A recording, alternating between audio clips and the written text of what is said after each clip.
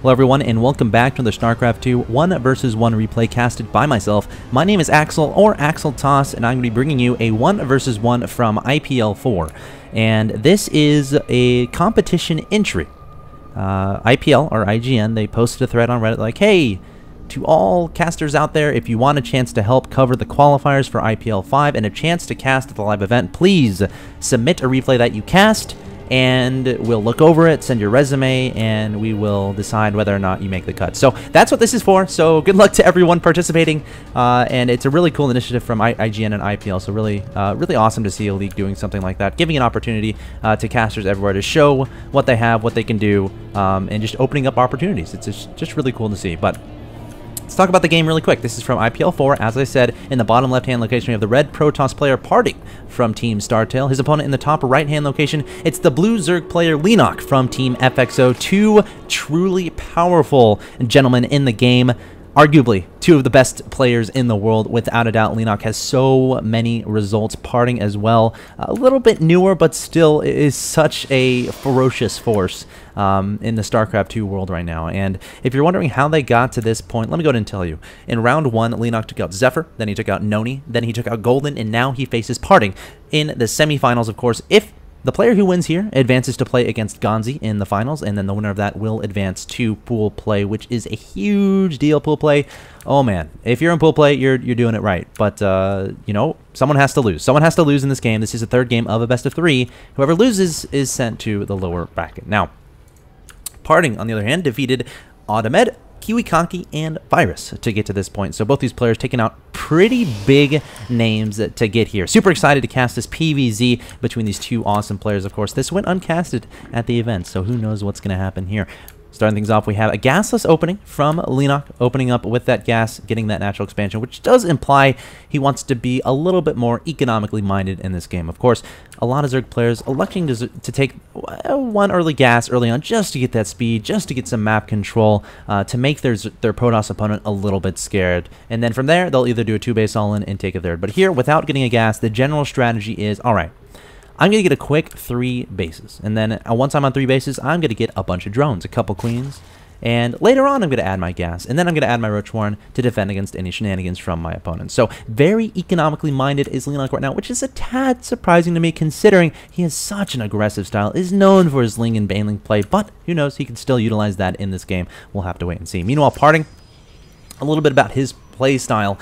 He's very macro-oriented, I want to say. A very safe player, has some nice little timing attacks molded into a couple of builds, but always on his mind is when can he take that additional expansion. You'll see a lot of times in PvT, he's that one Protoss player that whenever his Terran opponent decides to take a fast natural expansion behind, oh, 1 racks, oh, no gases, he'll take a third of his own, and then he'll attack off of 8 gateways or something crazy like that. So Parting really loves the macro style, really loves getting a bunch of bases on the field, really loves pushing games to the late game. So we'll have to see what he does here, getting 2 gases at his main base, pretty standard play. And actually, he got the Nexus really fast, the Forge and Gateway as well, but he can afford to do that considering StartaleParting is macro-oriented as well. He's going for a macro game here, but the interesting thing here is Parting doesn't necessarily know this. His probe was scouting like pretty darn late. So if StartaleParting's 6 pooled or 7 pooled or any sort of early pool, I feel like Parting might have been in a little bit of trouble. But StartaleParting not electing to do that, and Parting able to get a probe on the map, able to see the progress of the natural, progress of the third, and knows exactly what his opponent is doing. Now, there's something scary that Zerg players can do that StartaleParting didn't do here, but it's worth mentioning so you Protoss players at home aren't taken off guard. They'll show that third, and then they'll cancel it. They'll have 2 gases in their main, have a Roach Warren, and then they'll do a 2-base all-in. Obviously, getting the third implies to the Protoss player that, again, you're playing macro-oriented. You're not going to do a lot of aggression that early in the game.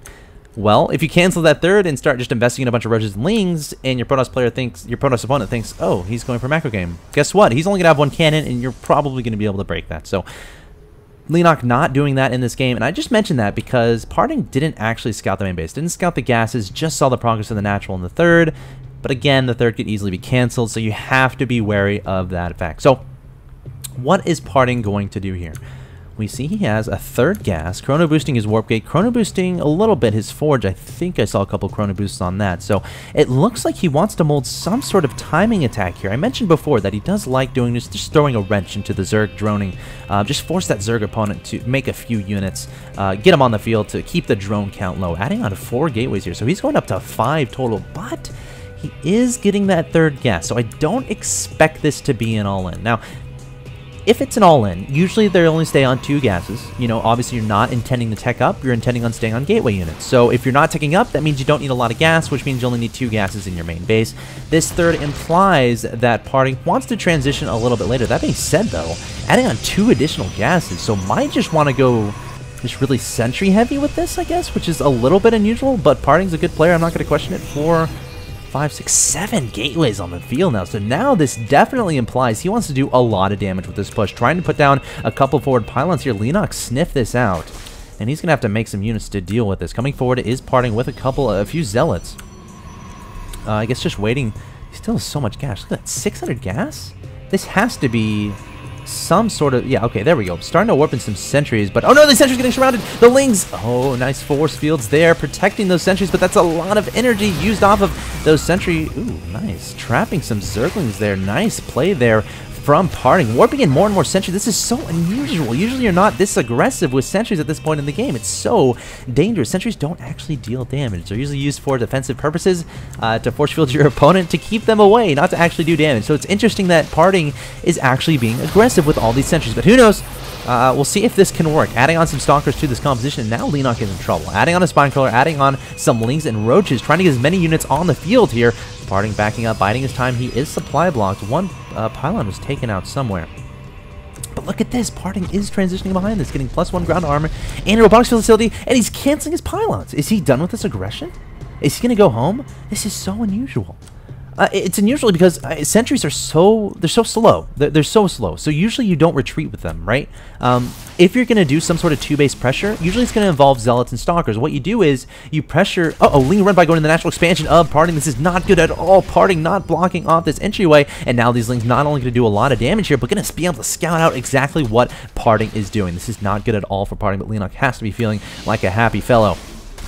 Sees all the gateways on the field, some zealots being warped in, so Parting is have to clean this up. But yeah, my thought. So usually as a Protoss player, when you're doing a 2-base timing attack, you use Stalkers and Zealots. Now the purpose of the Zealots is to just go straight for the drones, go straight for the Queens. Try to do as much economic damage as possible. The purpose of the Stalkers is to, you know, take out Overlords, take out those Roaches, supplement the Zealots, but you can run away with them because Stalkers are pretty darn fast, especially compared to other units at this stage in the game. So it's a little bit surprising. Usually Protoss players, they'll send the Zealots in, they'll send the Stalkers. If they're feeling, okay, this isn't going to work, they'll pull back their Stalkers while doing as much damage as they can with Zealots. Behind that, they have all their gases, and their gas is building up. You're not investing a lot into sentries, so you build the sentries later and keep them at home. What was weird about this is Parting, he attacked with those sentries, and that's really risky because they're so slow and they don't actually do damage. So a really interesting dynamic to Protoss play here. Awesome to see from Parting, but don't try that at home unless you're super skilled with your force fields, because it's definitely a risky maneuver. Right now, Parting getting that third base down, and the question is StartaleParting going to try to press this?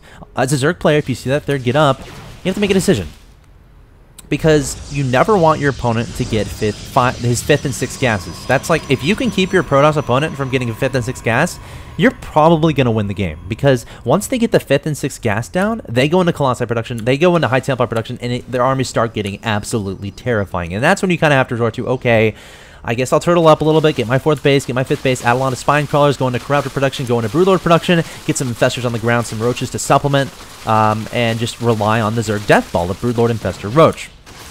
There might be an engagement here. Lots of Roaches getting force fielded off. Nice force fields there from Parting, isolating so many of those Roaches. This Observer so handy in this engagement. The Zealot's not doing much. Yeah, backing him up. Good decision there. But look at this. Parting just taking out some Roaches here and there. So he's going to comfortably get his third up.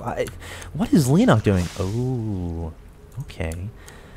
He's not going to be pressing this too hard, but what he is doing, he's saving up a lot of gas, and he has a Spire on the way. The Spire is 90% of the way done. He's up to 146 supply. When this finishes, let's look at his larva really quick. He doesn't have any larva, so he's not going to be able to make any mutas because he just made a bunch of Roaches and Lings. Not sure about that decision. Honestly, the Spire's about to finish. He would have had a lot of gas right now. Wow, really nice force fields there from Parting. Once again, just continuing to siphon away some of these units from Leenock. And Leenock just throwing away units here and there, adding on a bunch of roaches and lings. But what are these roaches and lings going to do? Right? What are they actually going to do here? We've seen that Parting has been dealing with this quite easily, and Leenock's been losing units here and there while Parting hasn't been. So engaging with this army as Leenock, it's not going to be the best decision considering Parting has been keeping all of his units alive. He's been comfortably defending against this aggression. So as I was saying, he could potentially have about 10 to 12 mutas on the field right now. So instead of making this wave of roaches and lings that aren't going to be able to do much damage, you know, they're just sitting around. They're not doing anything. They're not paying for themselves anyway whatsoever. Whereas if he had just invested in a bunch of mutas, he could already be in the middle line of his opponent doing a lot of damage. So little bit of an interesting play there from Leenock. Could have gotten a lot of mutas out a lot faster, instead electing to stay on the lower tech for a little bit longer. Again, not sure about that decision. Not only that, Parting, he has his third up, and again, he has his 5th and 6th gas. So now his composition is going to start getting terrifying. We'll have to see how Leenock ends up dealing with it. Sending a bunch of mutas into the main base, and now we see how effective this can be, how effective Legends, or Partings, I should say, multitasking can actually be. Does he have Blink Research? Yes, he does. He needs to, okay, he had some Stalkers in his main base, so prepared for that muta transition from his opponent. So, again, Leenock, getting these mutas, you kind of have to do damage with them. Ooh, taking out Observer. Not bad at all. How did he say? Okay, he does have an Overseer in this composition. But yeah, Parting doing a good job. Those mutas did absolutely no damage. That's not good at all. Ooh, Probes not doing anything. That's no good. That's no good. Leenock trying to find an opening, trying to find some place where he can engage. And finally, we see Parting going into the High Templar production, adding on that Templar Archives. It's about 90% of the way done. Leenock coming into the natural expansion area of Parting here, going to engage the army. A force field, a bunch of force fields go down, keeping those units away. Look at how fast those things died. Parting playing this really nicely. Again, very defensively, very passively, just trying to keep Leenock from doing too much damage. Leenock advancing to the natural expansion, going to target fire that Forge. If he can get by here, that's not going to be good at all for Parting. And no, he gets by. There are some Stalkers in the main. They're going to get out of there immediately, though. Are no match for those links, are no match for those roaches and mutas altogether. But now, is Leenock trapped? He could be trapped here, and the question is this going to be worth it? Targeting down the High Templar Archives, but how do you get out of here? Sure, the mutas can get out, but what about the rest of these units? They're all going to die. They have to start trying to be cost efficient, going after the probes, maybe going after pylons, but now Parting is forced to spread out his units. Mutas attacking right into the third base, meanwhile cleaning up the main base of Leenock, splitting up some of his army to go deal with the mutas at the third, but they're doing a lot of damage to the economy of Parting. He needs to get mutas over here ASAP. 9 workers killed for Leenock, not quite paying for these mutas just yet, so Parting not in a terrible situation, but still needs to get rid of these mutas ASAP. And look at these High Templar, don't have any energy for Storm. Storm isn't even researched yet. A little bit dangerous there. Leenock saw that and thought about going for them, but Parting coming out ahead here. He's doing just fine. That wasn't worth it. Leenock went into his opponent's base with Lings, Roaches, and mutas. Only killed the High Templar Archives, killed a few probes, and that's it. Mutas went into the third, killed a few probes. Parting's only lost 12 probes here. That's not bad at all, especially when an entire Zerg army gets into your main base and there are mutas in the air attacking in every which way. So Parting playing this spectacularly well. And, you know, he's setting himself up nicely. He has 3 bases. Again, those 6 gases, so important. 61 harvesters on the field. Leenock, though, doing a great job getting his drone count up, getting that 4th base down, adding on that 7th and 8th gas of his own. Needs to think about taking this base right here or this base up here in the near future, adding on a bunch of Lings and Banelings now. So this is going to start getting scary for the Protoss player Parting, because he's going to have to control Blink Stalkers, Sentries and Force Fields, and High Templars with Storm, and that can be quite difficult. But again, Parting, one of the best Protoss players in the world. If there's one to do it, it's probably him. A lot of mutas here in this composition for Leenock, and what's good against all this for the Protoss player? Storm. Storm absolutely melts away Lings and Banelings, but again, he has to mix up 3 spellcasters here, so 1 misclick and he could actually die. Blink Stalker's trying to get away from these Mutalisk Ball, and at the same time, Leenock advances the natural expansion. Storm's going down from Parting, melting away so many Zerglings. Leenock's like, never mind, I'm out of here. Muta's still trying to do damage in the main, but look at this, Parting handling this so well. Banelings now returning to engage this Protoss army. Force Field's going down, protecting those sentries. Parting doing a great job deflecting against this aggression, blinking for the Stalkers. Leenock trying to target fire down those sentries. A very important move, but Parting, again, he's doing just fine. Taking down some mutas, taking down some Lings. Needs to retreat, though. Needs to get with the rest of his army. And look at this. Leenock actually killing a lot of these expensive units. The expensive units for the Protoss player, so important to keep alive. Your gas-intensive Colossi, High Templar, Sentries, Immortals. You got to keep those alive no matter what, at all costs. All right, so Leenock doing a great job here, first of all. Has his 4th base, adding on a 5th. preventing his opponent from getting a fourth base, taking out 2 High Templar there, being so annoying with these mutas, forcing Parting to spread out his units absolutely everywhere. And this is a huge headache for a Protoss player. Again, one misclick and you're going to die. War Prism on the way for Parting. Maybe this is what he needs, to try to spread out StartaleParting a little bit. StartaleParting has been the one doing all the aggression. Get a War Prism on the field, do some harassment in the additional bases of your opponent, and see how much damage you can do. Force field's going down, keeping the rushes away while the mutas come forward. Nice play there from Parting, taking out a lot of mutas there, but a greater Spire is in production for StartaleParting. If those Broodlords get out, that can be scary for Parting, especially if he's stuck on 3 bases. So Parting continuing to maneuver around, trying to deal with this Roach army. And again, he hasn't been able to do any aggression. For all he knows, his opponent has 5 bases, and he does. It looks like another engagement going to happen here. Oh no, StartaleParting going straight into the 3rd base. If he takes down this Nexus, that would be huge. Oh my god, Parting does not want to lose this Nexus, and doesn't go down. Doesn't go down. StartaleParting target fire the Nexus. Oh no, the Nexus stays alive with 108 HP. StartaleParting misclicked. Could that be the misclick of his tournament? Again, if he loses this game, he drops down to the lower bracket. I feel strongly. If StartaleParting takes down that Nexus, he wins the game.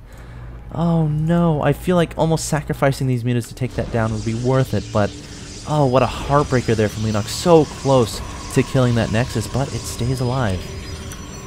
It stays alive. And actually, he might do it. Going forward with the mutas and some roaches and banelings, but there's stalkers there now. And Parting get a blink forward, be like, get out of here, StartaleParting. Get out of here, man. That's my Nexus. You're not killing it. Unbelievable. Unbelievable hold from Parting there. StartaleParting, oh, that misclick. That can't happen. It can't happen. And Parting adding on a 4th base, still has that 3rd up. But StartaleParting, his economy is still just fine. Adding on Broodlords. Again, he's still in this game, but killing that would have been the death blow to Parting. So, oh, man. If Parting can win this game, he's going to be breathing a sigh of relief. Those roaches, they were huddled up against that Nexus. It's just he misclicked a little. Just didn't... An A move, I don't know what it was, but a War Prism doing some damage here in the bottom right-hand location, dropping in some Zealots. Banelings exploding into those, though. Let's look at the workers killed really quick.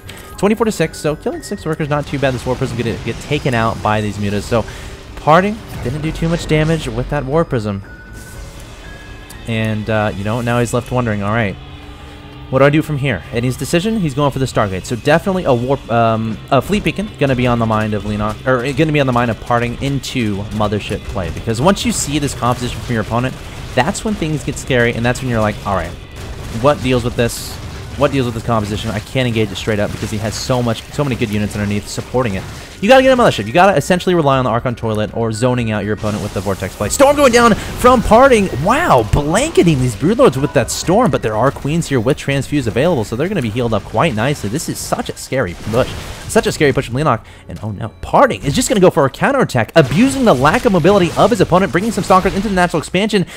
What does StartaleParting do here? He has to split up his units effectively, but can't spread out his units too much because if he leaves these Broodlords without any supplementation underneath, all of them are going to die. But StartaleParting's sending the majority of his ground army to the natural expansion to deal with these units from Parting. And going to deal with that just fine. Parting going after these Queens, going after these drones. How much damage is he actually doing? 14 workers killed, not killing too many drones. But I guess if you can just slow down your Zerg opponent at this point while you get your Mothership out, that could be okay, but you never want to lose Stalkers like this. You would rather trade Zealots than Stalkers, because Stalkers actually have a pretty huge utility late game against Zerg in that they can blink underneath their Broodlords, target feathers down. More nice Storms going down from Parting, trying to get rid of these Broodlords, and wow, they're getting dangerously low on health. Where are the Queens? Okay, there they are. Probably transfuse pretty soon, but more Stalkers going to the main base here. Don't get fungled. Oh no, a fungal going on the Stalkers. That's not good at all for Parting. StartaleParting playing this so well. He is one step ahead of Parting every step of the way. This game is absolutely incredible. Awesome defending from Parting this entire game. Yet StartaleParting, he's on top of things. He's on top of things. He sees the counterattacks happening and he goes and engages them, preventing the damage to his economy. And now he's up 187 to 140 supply. His bank is just fine. And now the siege has to begin. Stalkers trying to sneak by. Oh no, going to catch a bunch of Infestors and Queens off guard. Those Queens are so important for that transfuse spell. Roaches coming forward to try to deal with this Broodlords. Are they going to turn around? No, they're not. But Parting catching the reinforcements off guard, which means these Broodlords are going to be naked pretty soon if StartaleParting isn't careful. Going to take down this this 4th Nexus from his opponent. More Zealots doing some damage in the bottom right-hand location. Actually, those Stalkers, again, Parting trying to go after the economy of his opponent, trying to abuse the lack of mobility of these Broodlords. But eventually, you have to meet this army straight up. You can't base trade a Zerg, especially if they have a bunch of spine crawlers back home. But We'll have to see what Parting ends up doing here. A very interesting strategy, sending Stalkers absolutely everywhere. We're trying to do as much damage as he can back home. Keep in mind, he has this next to the top hand location, Mothership. It's almost done. 60% of the way done is that Mothership. Has a lot of Stalkers and Knight Templars in his main base, adding on Void Rays to this composition as well, and that's actually a brilliant move. If there's no anti-air from the Zerg player, which there's not right now, there's no Infestors underneath these Broodlords, they're going to be completely exposed, and Leenock has to be extremely careful here. Stalker's still trying to do some aggression here, taking down this hatchery at the bottom right-hand location. Great job there from Parting. Income tab shows 49 to 42. Both these players destroying their economies with this aggression. And now the Void Ray is on the way, and uh-oh, what does Leenock do? This Void Ray could potentially kill every single one of these Broodlords. Another engagement happening in the middle right-hand location. Storm going down, as well as a lot of nice feedbacks onto those Infestors. An aggressive blink there from the Stalkers. 3-2 upgrades for that ground army. Corruptors coming forward, and Parting has to kill these Corruptors. Doesn't want those dealing with that Void Ray, but Void Ray doing a decent amount of damage to these Broodlords. Leenock supplementing these Broodlords with those Corruptors, with a couple Infestors as well. And Parting, is he going for another counterattack? There's Spine Fellows here. He should be able to deal with that. Again, 3-2 upgrades, not too shabby at all. To the... Oh, can I click on a roach? Are there any roaches on the field? There's 2 in production. But where are they going to spawn? And this is like a pseudo base trade. Stalkers blinking into this extra base from Leenock. Broodlords, Infestors, a couple Corruptors too. Uh-oh, my game's lagging. Stop lagging, game. Please stop lagging. That would make me very upset. All right, Broodlords attacking into the natural expansion. Parting left to 2 bases. Leenock left to 3 bases. He's not mining at all. Parting is mining. He's adding on a Templar Archive, so going to be able to rebuild some High Templars there to make them into Archons. Where's that Mothership? Where's that Mothership? Oh, there it is. That Mothership is going to be so instrumental in what happens in this game. Leenock sees it. Leenock sees the Mothership, and this is a base trade. You're not going to see Leenock try to back up to deal with those Stalkers because these Broodlords, again, they're so immobile. So Leenock's going to rely on killing his opponent's buildings faster than Parting can kill his. Of course, Blink Stalkers are more mobile, but a Zerg player can pretty much throw down buildings anywhere with those drones. So we'll have to keep an eye on that. And honestly, can Leenock... I guess what would be optimal here is building a Spore Crawler or Spine Crawler and keeping it with your army, but Leenock's not going to have a chance to do that, and this is just an all-out base trade. It's going to be a race who can kill the buildings of your opponent faster, because in the game of StarCraft 2, if you lose every single one of your buildings, you lose the game. And we're going to get to that point in this game, undoubtedly. Dark Shrine is on the way for Parting. This is a good general rule if you're a Protoss player. If it's turning into a base trade, put down that Dark Templar Shrine. Oh, come on, game. Please don't lag. Why are you freaking out on me? Please? Please be nice. Please be nice. Please be nice. Should I pause? I'm just going to pause. All right, where were we? My computer quite literally could not take the epicness of this game. It ran out of space in the hard drive, so I got that amended. We're fine. It's talking about Dark Templars, the Dark Shrine, how important it is late game. Well, Dark Templars are invisible. Newsflash, they're invisible. So you need an Overseer to see him, or Fungal Growth or something. He's not going to be able to build Overseers because the layer is going to be gone. And he does have Infestors on the ground, but you still have to be really careful. So I love this move going for Dark Templars in the late game, especially against Terran too, because they need like scans and stuff, and if you kill the orbitals, like they're going to lose. And also you can make Dark Templars into Archons, which are pretty darn good no matter when you use them. But this is an all-out base trade. It will come down to the last buildings. Leenock definitely on the worst end of this. He has a pretty good unit comp, but doesn't have a mining base. And little does Leenock know, Parting has a mining base. He's building stuff. Dark Shrine about to finish for him. Leenock, he knows about it. He's definitely going to go up there. But Parting can definitely cut him off. Parting also has a supply lead 96 to 74. Let's look at the units tab really quick. 23 Stalkers, 4 High Templars, a Mothership, 2 Archons, 4 Observers, 7 Broodlords. That's close. 7 Infestors is going to be the huge part. How well can Leenock control his Infestors? At the same time, how well can Parting control his Mothership, control his High Templar? Those are going to be what happens. That's going to be the difference here. Also, Leenock can't spread out his Broodlords because then the Stalkers can blink underneath. But hold that thought. There might be an engagement here. Such a tense situation. Such an important battle going to happen here. This could determine who moves on to the next round and who goes to the loser bracket of IPL. 2 Infestors immediately getting feedback by that High Templar. Such cool play there from Parting. The Mothership coming forward. It doesn't have Vortex. And there it goes. The Vortex goes down, soaking up all the Infestors and the Broodlords. The Stalkers going to take advantage of this. Blinking underneath the Stalkers. The Broodlords making their way into the Vortex. But that's not where you want to go at this point in the game. Legend has so many more units in there. The Archon's able to do so much splash damage. once this Vortex comes out, and here we go. The Archon melting away all these units. High Templar Storms melting away the Brulords. And there's the GG from Leenock. Parting, taking the game, taking the series, going to advance to the next round of IPL. And unfortunately for Leenock, he will drop to the lower bracket. And you may call it a lower bracket because, oh, there's bad players there. But guess what? Everyone in this tournament is actually freaking amazing. So Leenock's going to have a lot of work to do. And Parting advances to play Gonzi. What a spectacular game. My computer couldn't handle it. I had to clear some space in my hard drive to actually finish it up here, but I'm glad I did because that was absolutely amazing. I can't believe that didn't actually, that wasn't casted live by anyone. There was no one in that game. So the only people who knew about the epicness of that game were anyone who was like watching behind Leenock or watching behind Parting. Wow, that was absolutely amazing. Just a spectacular gameplay from both of the players. Parting, just great defensives, handling the multi-pronged attacks. Leenock actually going for the multi-pronged attacks, and ultimately, Parting had that mining base in the top left and was able to just buffer his forces, got some key feedbacks to the High Templars, and landed that Vortex. And once you land a Vortex, and you get Archons inside, you have a bunch of Stalkers, and you storm on top of the Vortex, what is the Zerg player actually going to do? So just great play from both of these players. Congratulations to Parting for advancing to the next round. Leenock, he has some work to do in the lower bracket, but if there's anyone who can do it, it's him. So once again, thank you guys for watching. I hope you enjoyed this cast of Parting versus Leenock from IPL4. My name is Axel, or Axeltoss, and once again, thanks to IPL and IGN for holding this competition, and good luck to every single participant. Of course, I hope I can make it.